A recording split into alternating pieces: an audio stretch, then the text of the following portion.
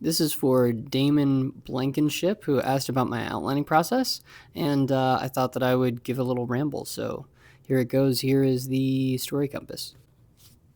All right, so I'm going to try to keep it brief, but I am a notorious rambler. I apologize for that.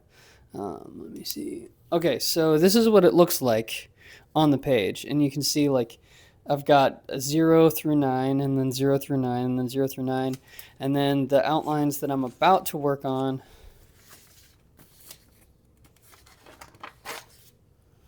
You can see I have it written backwards here, 0 through 9, and that is because I work in what's called a chiasmatic structure. Chiasmus. That just being, it's a horseshoe shape, right? And so 0 in the beginning is going to echo or invert or something 9 at the end. And 1 at the beginning is going to echo or invert 8 at the end, and so on and so forth. So that it's this horseshoe shape, it's this mirror shape that's used a lot in like Gilgamesh and the Odyssey. You know, it's used in these different it's used a lot in spoken traditions to help with memorization, because you start in one spot and then you go down toward the middle. There's some sort of mirror moment here, so obviously the midpoint, and then you just go backward until you get to the beginning. It helps you to remember. So like the flood story that shows up actually in Gilgamesh with Utnapishtim, but it also shows up in Genesis.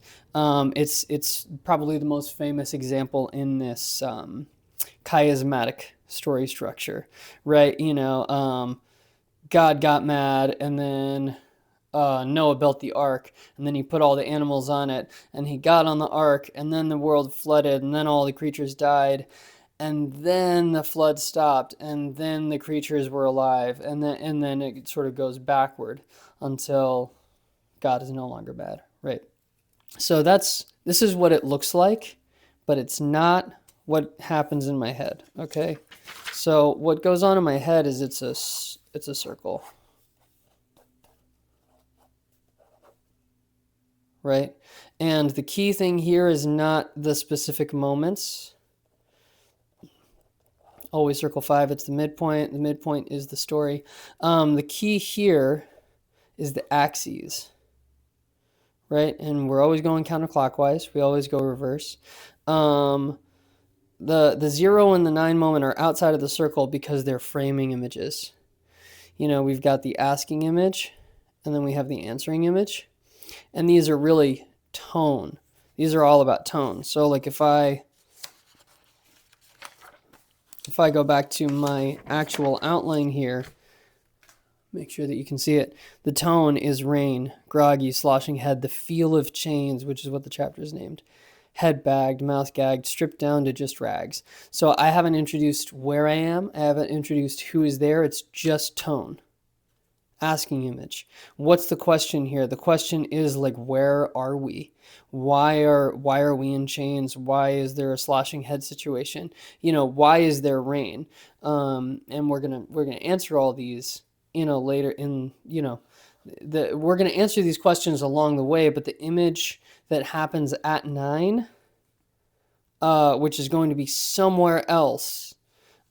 This is basically a note to myself.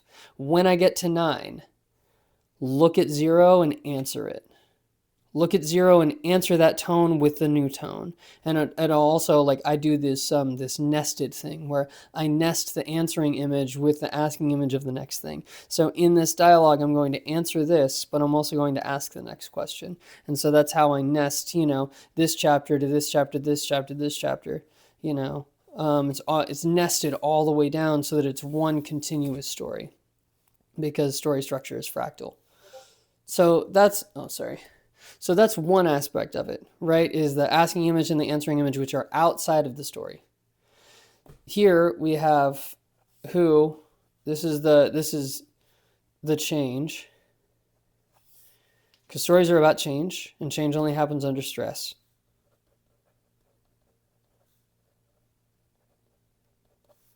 This is what I call the ugly truth moment.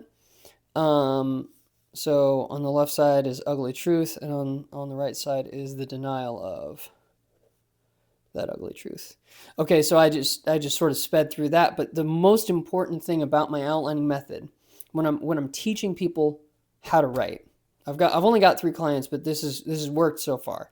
Is the specific story moments are not as important as the axes. If on the top half I've got comfort and on the bottom half I've got stress, and if on the right half I'm in denial of some ugly truth that I can no longer ignore at the midpoint moment, then I have a story. And no matter where I'm at, no matter what I'm doing, whether I'm working in romance genre or fantasy or memoir or in journalism, I've got comfortable denial, I've got stressed out denial, I've got stressed out ugly truth, can't ignore it anymore. I have to look at the ugly truth and I'm stressed out on top of that. And then I've got comfortable acceptance, right? After the story is over, how do I demonstrate what's changed? After the story is over, after the stress is over, how has this person changed? If they have not changed, then it's not actually a story. It's what I call like a tone poem. And that's not a bad thing, right? But stories are about change. Change only happens under stress, right? And so like if the person hasn't changed, like let's say one of my favorite pieces of music of all time is by Debussy, and it's called Reflections in the Water. Reflet, Don, Lo. And it's called Reflections in the Water, and it sounds like ripples. It sounds like ripples and reflections, but it starts and it ends in the same place. There's no change. So I would not call that a story. I would call that a tone poem. So it doesn't have to be a story, but in order to call it a story, it has to be about change. And then each of these different moments I have, it serves a specific function. And this, it takes inspiration from the Dan Harmon story circle, but it's just the shape basically, and the idea of axes, right? But I've changed all of the words, and so, is it really that thing? And so over and over again, there is this repeating theme of where and who, and then demonstrate denial, demonstrate desire, right? And if you can demonstrate the desire first, the denial means something. And you can sort of repeat this over and over again. So where, who, and then desire and denial. Some kind of stress. This is 3 somethings. Seek 3 somethings and a find. This is the ugly truth. This is also like the dilemma moment. Or fork in the road. Sean Coyne calls this crisis as a question, which I really love. A or B. And then you got to pick now. You got to pick under. This is the apex of stress, right? You can't choose to go right or left and like take your time about it. The point of this is that you have to be acting on your animal instincts. And this is actually the secret to how I work with characters too. I work with something called the Fey framework, which is like, or the Fey stack, I sometimes call it. And the idea here is that all people are individuals. They're nuanced when they're in times of comfort, but when they're stressed out, we turn into monkeys again. When we're stressed out, the amygdala takes over, and in order for it to be a stack, one has to be on top, right? And so fear, anger, embarrassment. Me personally, Anthony, I am an anger type. And so this whole area right here, I'm what I call like an Enneagram type 9, which is like I'm in denial of my anger, and so I bottle it down. I say, no, I never get angry. I'm never angry. And then in this part, we've got leakage, slight leakage of that. I'm mostly doing okay when I'm stressed out and hiding, even from myself, that I'm angry. And then in this part, we get the leakage, we get some kind of explosion probably at the ugly truth moment, and then, the suffering is me having to deal with the fact that I do still have anger. I have not, I make mistakes that all revolve around my anger, and so on and so forth. And that does bring up, this is the suffering beat. And there's a very specific sequence that I do with suffering, but you don't have to do this. I do suffering, and this is largely inspired by Alan Watt, not the psychedelic philosopher, but the guy who wrote the 90-Day Novel, which is my favorite craft book of all time. I love it. Suffering, surrender, pep talk, and seize the sword, right? Some sort of cutaway. And this can go in the story structure works on a scene level, like it does here. It also works on a novel level. It's also how I outline my trilogy. It's also how I've outlined my trilogy of trilogies. And it's how I outline the 8 books that I've got planned for Bakura. It's how I've got the Rowan and Paka books outlined. It's what I use for everything, right? This is what I call like the tangent beat. And so if I'm writing a fight scene, this is going to be different than if I'm writing a romance scene. If you look at Macbeth, when Macbeth kills the king, right afterward, it's just a porter coming out, and there's knocking on the door. The soldiers are trying to get in, and the porter just keeps on making dick jokes. And so this is like story pressure, right? And here is where we leave the stressful area. We have some kind of comfort coming in. Right? You can almost think of it like that. There's this breaking of the threshold into the stressful world. We're stressed out basically this whole time, and then we come out of the stress on the 7 moment. And then after the stress is over,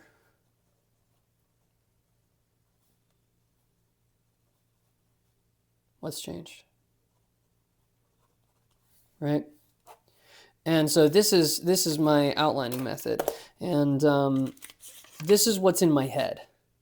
This is what it looks like. And one of the things that I really like about this is if it takes me more than 1 line, then it's not a good outline. I have pages and pages and pages that look like this, but it's like this is a chapter, and this is a chapter, and this is a chapter. This is 3 chapters right here, as you can see. So I've got a 0 moment. I've got some sort of, we can look at our guide, right? This is the tone promise, the asking image. Groggy, sloshing head, field of chains, head bagged, mouth gagged, stripped down to just rags. Who is there? Nala, where is she? She's on a slave cart. Yegara voices. So the Yegara are a tribe of villains. I know that. This is for making shit up. And that's another thing. I don't use this when I'm analyzing things because I don't analyze things. I don't analyze things. I analyze things to illustrate to students how to use this, but what this is powerful for, what this is custom made to do, this is the compass that helps you make shit up. That's the goal. Make shit up. That's the only thing that I use this for. So if we look at this, we've got the tone promise, the where, the atmosphere, right? I'm really thinking about the atmosphere with this. Groggy, sloshing head, I already went over that. Who is there and where are we? Nala is on a slave cart. Yegara voices. She's stripped of robes and her ring. She's got this magical shadow ring that's in the shape of a snake. She can't feel Munch. Munch is a dark fairy who hangs out with her, and she has a very strong bond with this dark fairy because Nala is the shadow goddess reborn, and Munch gets all of her magic from that shadow goddess, whose name is Ugru. And, they're on this continent called Ugria, which is the land of Ugru, the land of the shadow goddess, the land of the moon goddess. 2, demonstrate denial, demonstrate desire. She can't feel much, and the drug that is making her not feel things and therefore not have magic is starting to wear off. So what does she want? She wants that drug to wear off. But I've got to demonstrate the denial of the ugly truth. The ugly truth is she's not going anywhere. Ushka, who is the bad, she's like the captor, right? Ushka, she's waking. Ushka, she's waking up. I know that Nala is hearing this. And she doesn't know who this is coming from, but it's some guy. And then she hears Ushka, who she does know, her voice. And you know what to do. Okay, this is still part of the demonstrate desire and denial. We go into the stressful world. Nala hears a grunt, recognizes the tone as Baldruk, who is a good guy who is also gagged beside her. Not only is Nala captured, this guy who is very competent and a spell user and like a good guy, he has also been captured and enslaved and gagged. A captor takes her arm, very stressful. 4, seek 3 somethings and a find. And I don't have 3 somethings specifically, but I know what this means when I get here. The needle goes into a vein. Numb sleep comes. She dreams she's on a slab table. Here we've got the ugly truth, the dilemma, the fork in the road. The gods show up in her dream. Even a god that she thought was dead. And then we switch all the way to the other side of the continent. And the ugly truth is that as day rises on the ridge, Paka and Rowan think that she's coming back. And then I keep on going. I won't go through the whole rest of it because, like, as I'm sure you can tell, this is for me, and explaining it is kind of difficult. But this helps me to write fast. Anyways, Damon, I think that you can see some of the inspirations that I've had.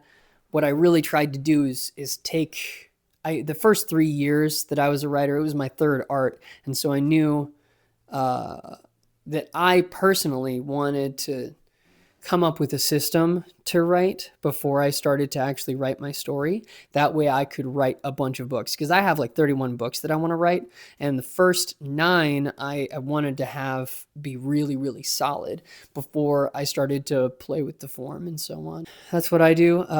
Thanks for listening to me ramble if you're still at this part of the video, and I'd love to see you rant about what you do. I'll watch the whole thing. I pinky swear promise. Bye.